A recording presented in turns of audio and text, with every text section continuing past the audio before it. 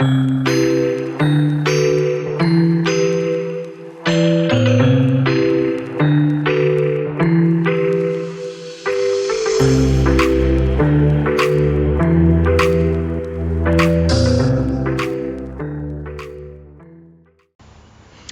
y'all, this is Marley K. Hope everybody is doing well. I want to share a tip for y'all for people who have kids getting ready to go to college, or if you have children that are in high school getting ready to go back to college, or if you are in the job market, you need to be retrained because you lose your job and you have an opportunity to go back to school to learn how to do something. I want to share some tips that most people don't know. A lot of people don't pay attention to, and I'm just say you just don't know. But the U.S. Bureau of Labor and Statistics, the government, it's almost like it's like two different systems. So you will have something regional, or you may have something in your state. A lot of times the employers in the area will tell the schools or the county workforce development or what, however, every state does something different. What they need as far as future workforce. And remember, that's what public school was initially designed for. It was designed to groom the future debt slaves, workers, employees, whatever you want to call yourselves. And I'm talking about me too. So, a lot of times the parents don't know anything about this stuff. And so, I want to warn people before you go into debt, before you go take out a bunch of student loans to send your kid to a big old four-year college or university, and then they can't pay the money back. Or if you're trying to figure out how you're going to pay for college, let me just, posit some things for you to consider. I can't tell you what to do, but I recommend you scroll TikTok and social media and listen at how people can't pay back the student loans and how big the loan payments are, how their credit is messed up because they have to go into default. They can't afford to buy anything.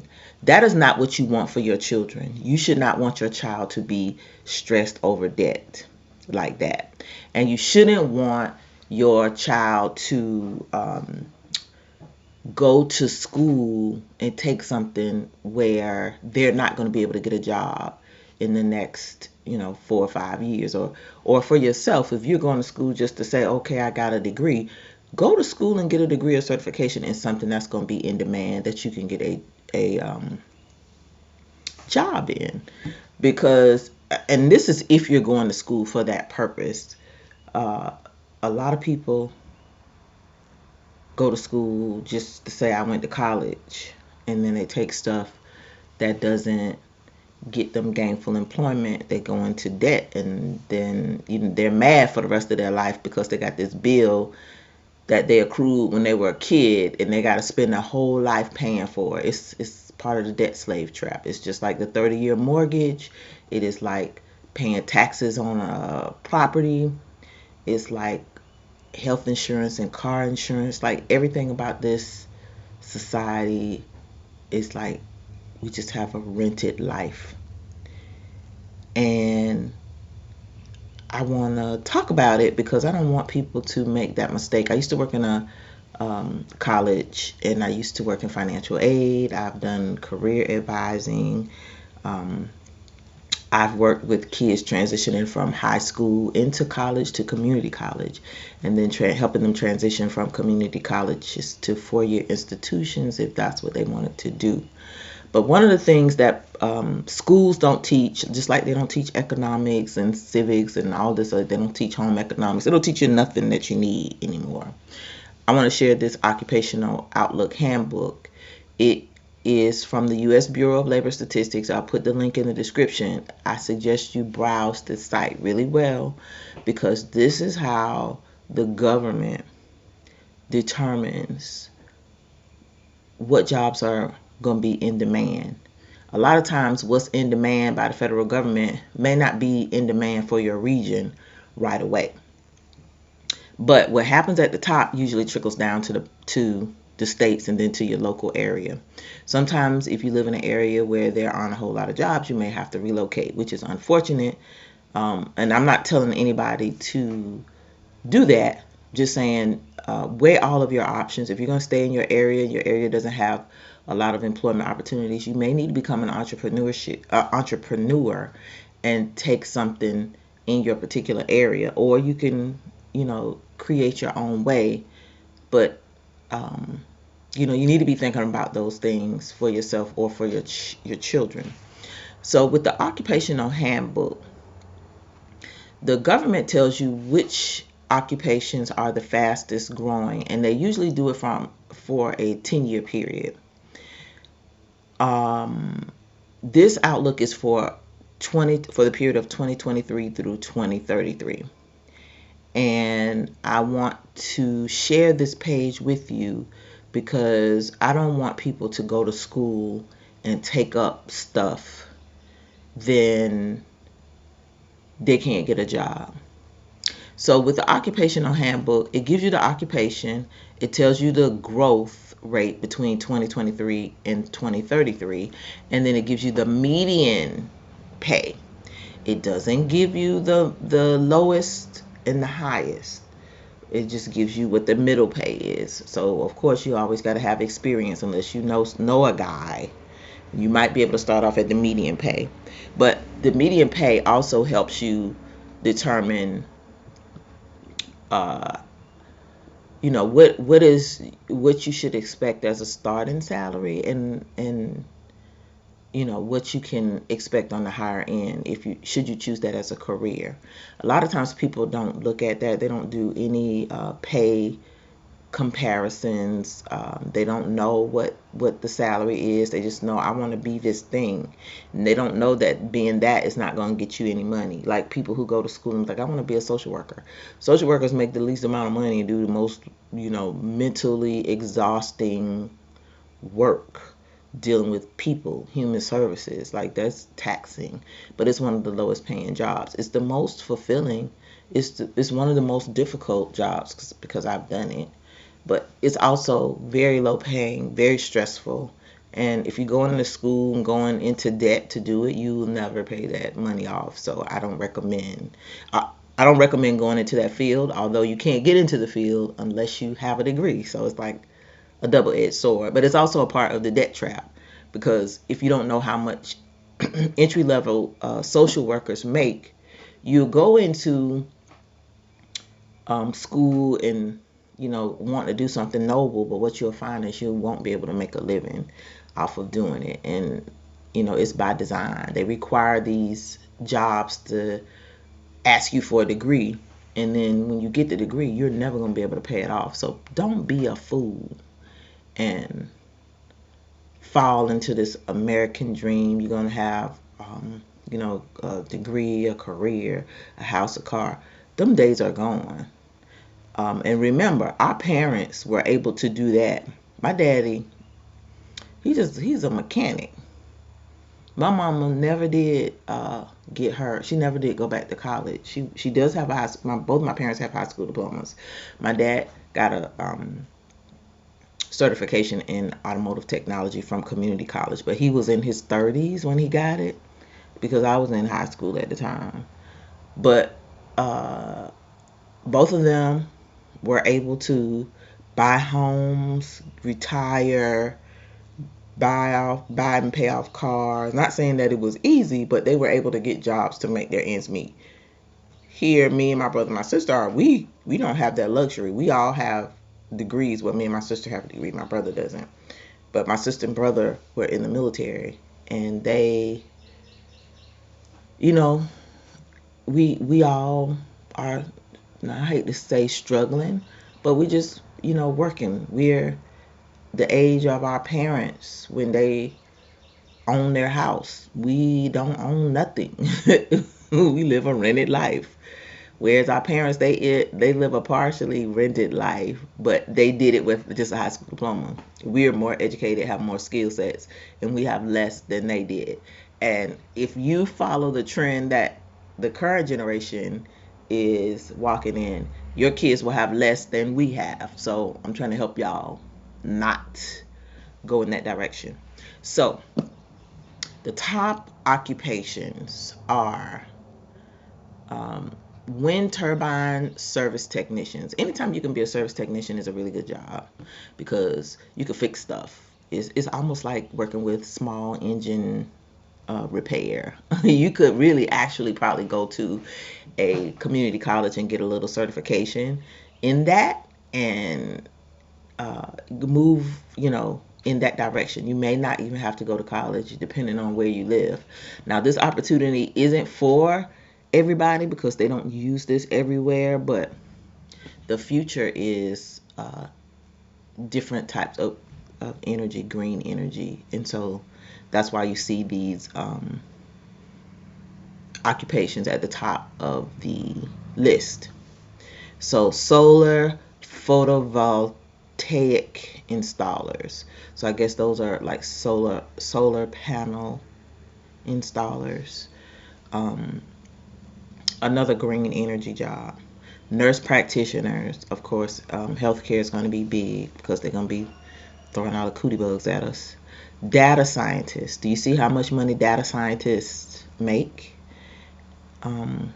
These are people who get this data that they're collecting from applications, from websites and different places, synthesizing it, and then learning how to use that to, for whatever the corporations want their data for. Say that.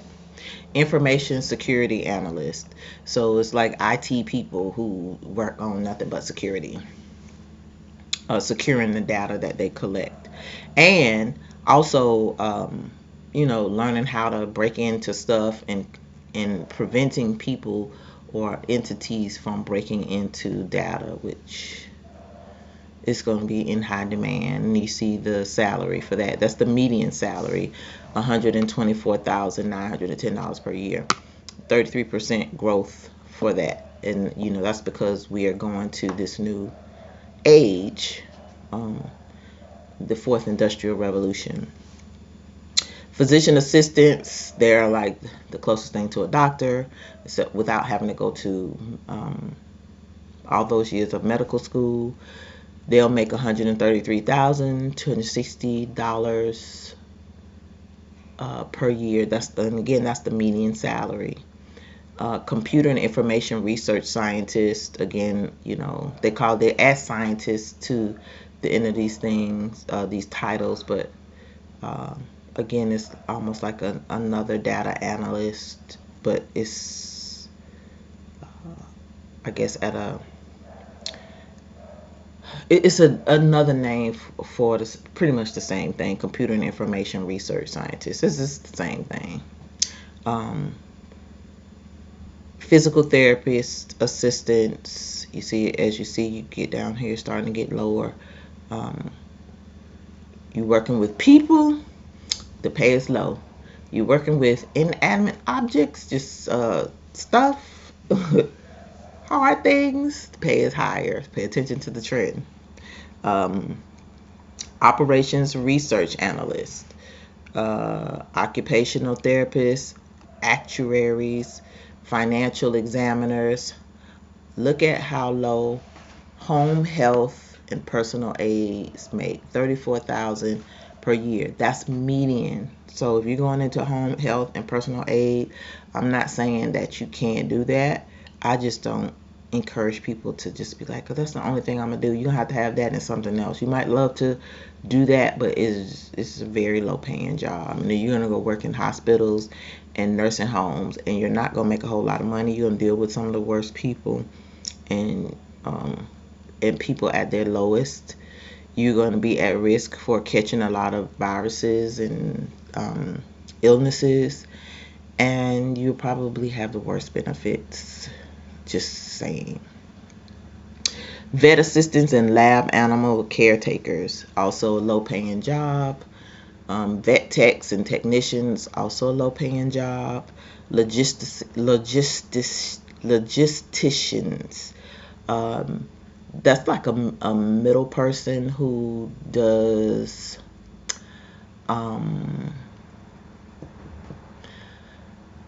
it's like the contractors that I work for. So the contractors that I work for, I'm a subcontractor, but the contractors that I work for, they often work directly with the government. And they are the logisticians are responsible for, if we're coming on site in DC, they do all the arrangements. They do the flights, they do the hotel accommodations, they find the workers, they do the contracts, they do all the tech stuff. If we're working from home, they make sure we have everything we need remotely. They find the workers, they connect the people with the federal bureaus, they do all that stuff. So anything to do with logistics, the median pay for that is $80,000 per year. Pretty good job. Sometimes can be stressful because this, again, you're working with people, but a different capacity. Veterinarians, $125,000 per year. Substance abuse counselors, behavioral disorder and mental health counselors. You see, the median pay is $60,000 per year. And epidemiologists, people who track viruses and diseases, help with epidemics. They will be making $83,000, the median salary per year. This was updated April 18th, 2025. I recommend that y'all check this out frequently because, and the other thing I didn't show y'all was like, let me go back up to the computer science and research. So if you click on this job, it will tell you basically what these people do.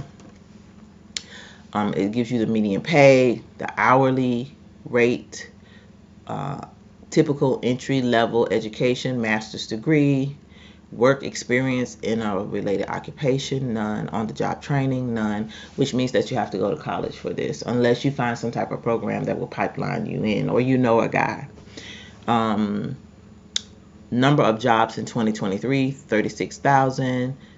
There's going to be a 26% increase between 2023 and 2033.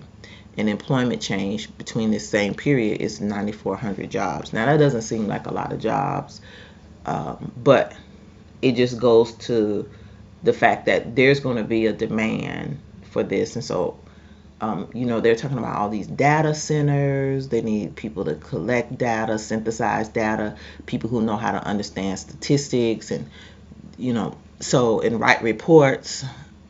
This is what those people do. So it says what computer and information research scientists do. Computer and information research scientists design innovative uses for new and existing computing technology. Most computer and information research scientists work full-time, and it tells you how to become that. So you got to get a master's degree. In the federal government, a bachelor's degree may be sufficient for some jobs.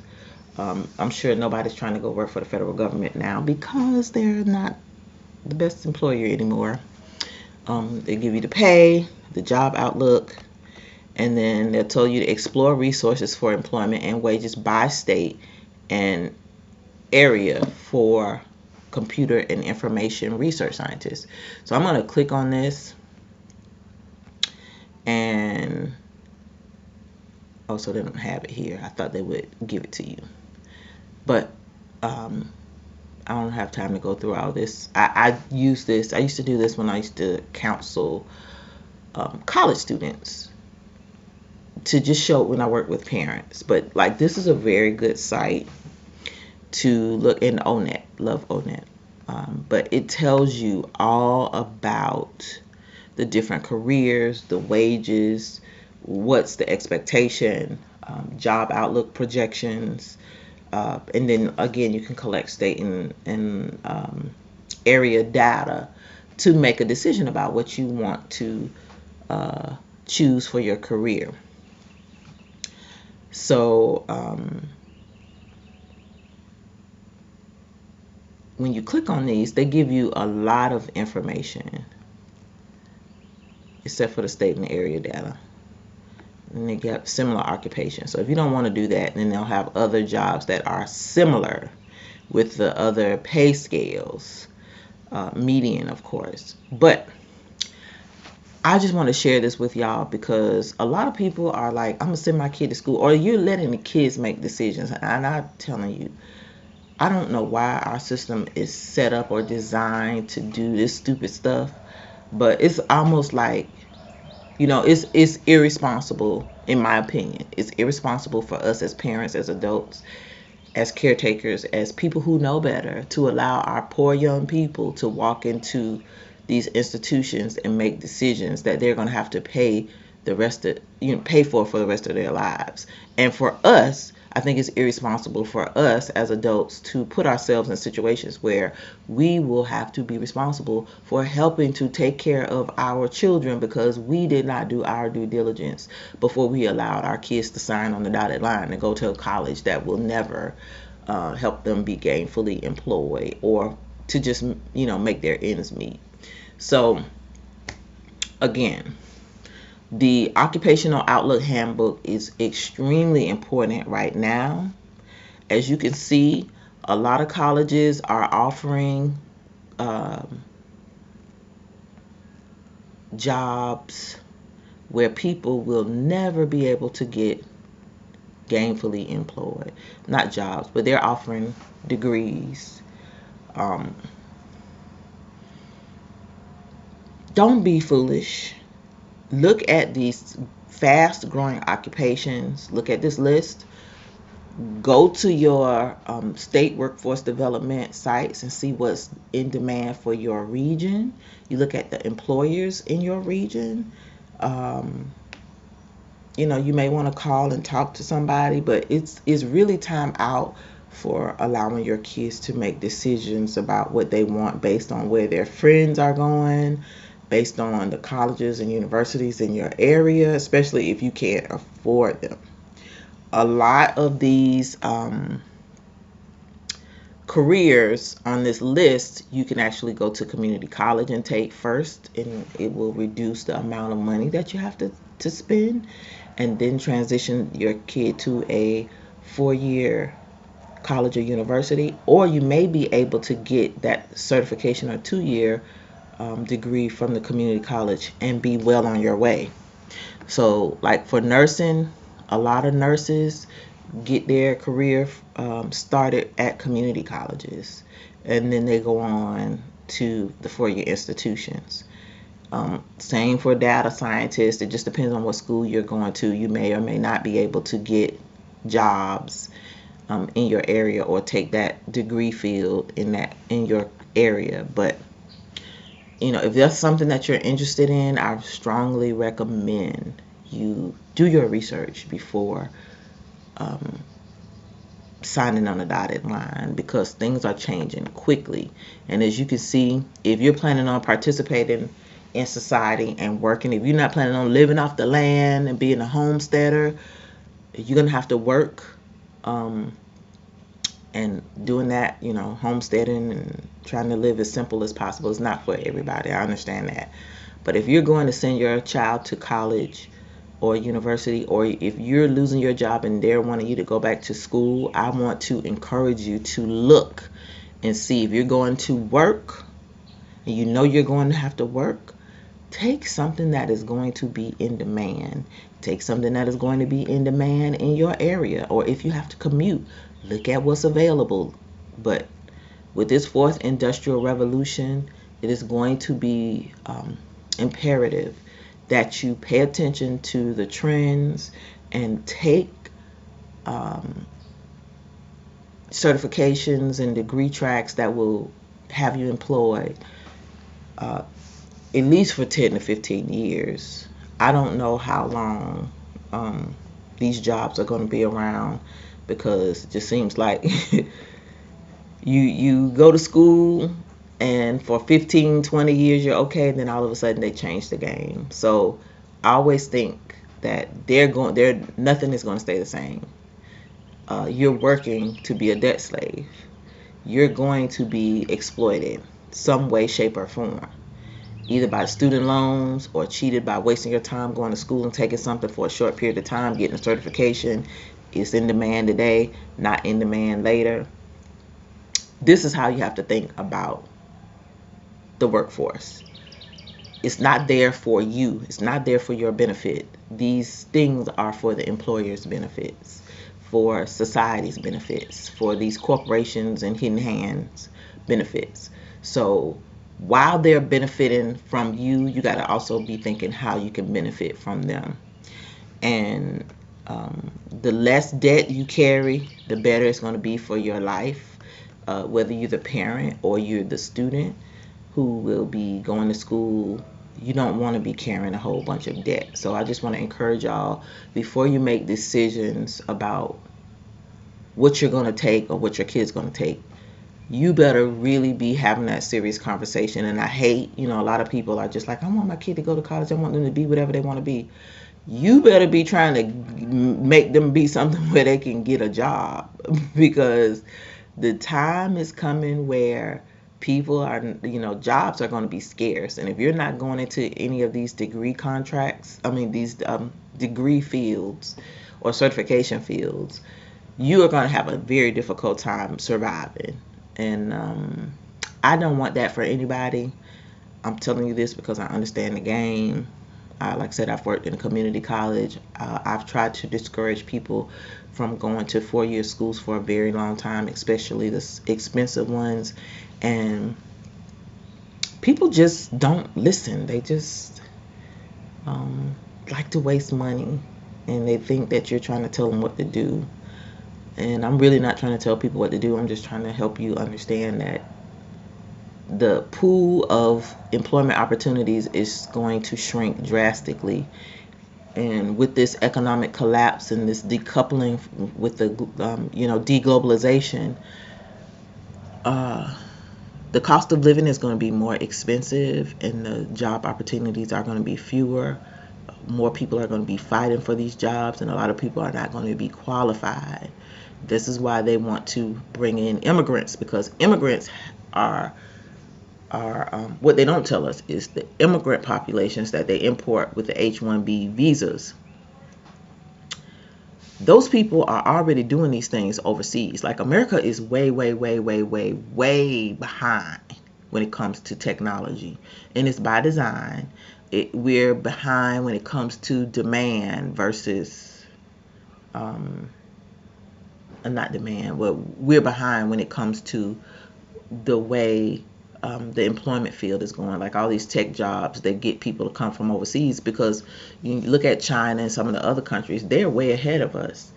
And you need to be thinking like some of these other nations. Other nations are working to be competitive with Americans. I don't even know what we're thinking about, but you're competing with the whole world. You're not just competing with your neighbor down the street, or the kids that are in school with your kids. You're competing with the whole world. And these tech companies are going overseas and getting people to work for them, because our people don't have the skills. And then we're mad because they're going overseas and getting people to work in these jobs, but we don't even know they exist. We don't even know about the needs, because we don't know how jobs are forecasted, needs are forecasted. So check out the Bureau of Labor Statistics publications, the Occupational Outlook Handbook, before you enroll your kid into any school. And I recommend you start doing this by the time your kid is in the 8th grade, 9th grade, and just follow the projections. You need to start having the conversations. You need to talk about wages, how much money you want your kid to earn, the cost of living where you live, because some of these jobs may not cover the cost of living where you live, and your child may have to relocate. You may have to relocate. So those are some of the things that you need to really be thinking about. And I just want to put that out there, because I know there's a shift coming with this fourth industrial revolution, with the huge losses of jobs and the government's shift away from having college degrees for jobs. They want to go back to on-the-job training and having a less educated population. So keep that in mind, that you may go to school for a degree, but you may never be able to pay it off, because you took what you wanted instead of what is needed. So if you have any questions, please leave your questions in the comment section below. I'll be happy to answer them. If I don't have the answer, I will research it and put you some links, or guide you into the direction of where you need to go to have those questions answered. But again, things are changing around here, and I want my people to be informed about what's coming. Even if we have to go back to school and learn how to do something new, it doesn't mean you need to waste your time. Make your time count. If you have to go into debt, make your money count. If you're going on somebody else's dime through some type of employee tuition reimbursement program or like a workforce development program because you were laid off, make sure you are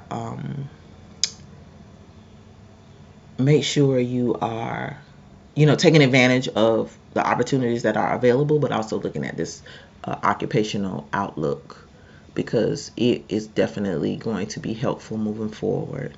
If you have to work in this society for somebody else, make it work for you too. Work smarter, not harder. And definitely not so you could be in the poorhouse. All right. This is Marley K. Please like this video, share it, and subscribe to the channel. Hit that bell notification so that you'll be notified each and every time I upload new content. You can follow me on Instagram, Odyssey, and on Rumble. The links are in the description. If you'd like to support the channel, I still have a GoFundMe that's available. The link will be in the description. Also, you can support me via Venmo, and you can support me via Coffee. Those links will be in the description as well. Lastly, continue to pray, continue to prepare physically, mentally, spiritually, emotionally. Repent daily for your sins of commission, sins of omission, and just pay attention to what's going on in the world, because a lot of stuff is happening, and sometimes you got to read between the lines. But if it's between the line reading, I do a very good job of that, I think, and I'm going to try to help y'all as much as I can until the power goes out or until the internet goes down and I got to do something to get back on. I'm going to be here telling you like it T.I. is. All right, this is Marley K. Love y'all, and I'm out.